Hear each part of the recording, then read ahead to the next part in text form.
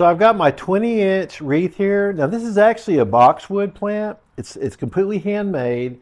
I love that we've got different colors here. So it's actually kind of like different stages of growth. We've got the light green and the dark green. I love that it's just so really nice and full. And honestly, it's very lifelike. I mean, this is something I'm going to put on my front door, but you can use it on the inside of the house, the outside of the house, and windows, just really just anywhere above a fireplace. Now on the back side, I like that it does have a ring here, so that makes it easy for me to go ahead and just hang it off. Also, we've got this, it's almost like vines here, so that's kind of a lifelike too. So the boxwood leaves are actually tied onto this wreath here, so it looks very nice.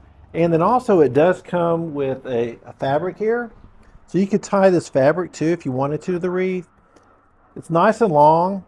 It's nice fabric. It's right around 5 inches in width, but this is going to look great on my front door. I can't wait to put it up, and I hope you found this review helpful.